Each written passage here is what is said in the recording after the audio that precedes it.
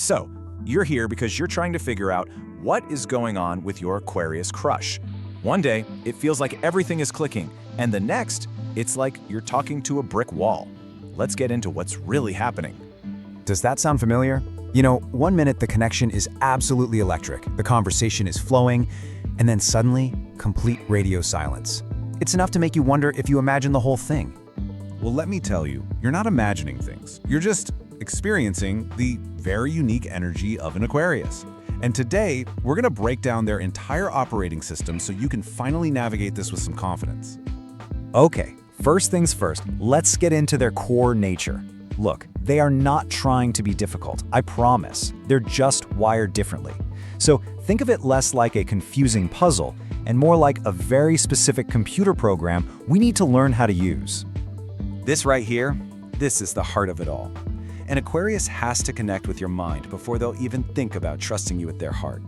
Freedom is everything to them, so when emotions get too intense, they have to retreat to their logical, safe space. But, and this is the key, if you give them that space, they almost always come back, feeling even safer and more connected than before. So how can we possibly anticipate this hot and cold pattern?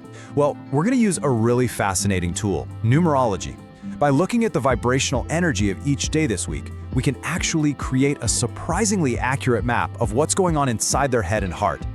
And would you look at that? The theme for this entire week perfectly mirrors how an Aquarius operates. The energy is literally set up to support their natural process, starting in the mind and then very cautiously moving towards the heart.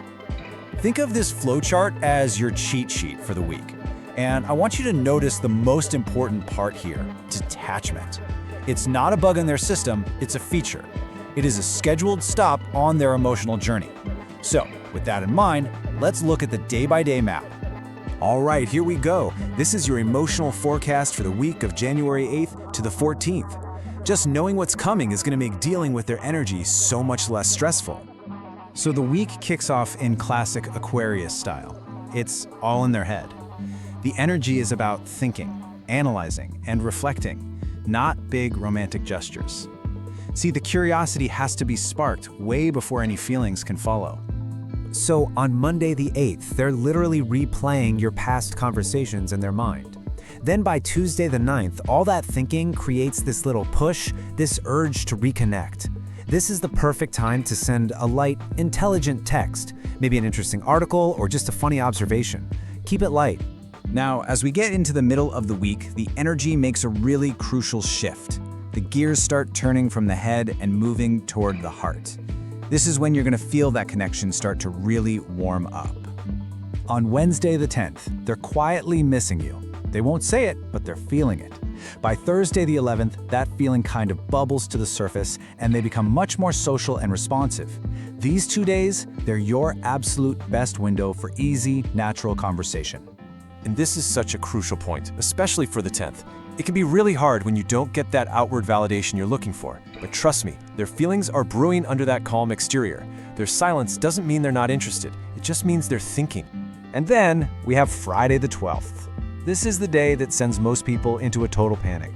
After a few days of warmth, their system needs a hard reset. This is that moment that confuses everybody, but you are going to see it coming, and you'll know exactly what to do, which is pretty much nothing. So on this day, their logical brain completely takes over. It's kind of like their emotional processor is running a maintenance check. All the feelings from the past few days need to be sorted and filed away. So yeah, you can expect slower replies and a much more neutral tone. Please, burn this slide into your memory. This is not rejection. It is emotional regulation.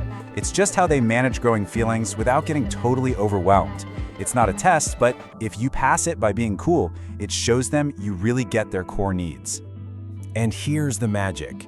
Because you respected their need for space on Friday, the weekend brings a beautiful reward.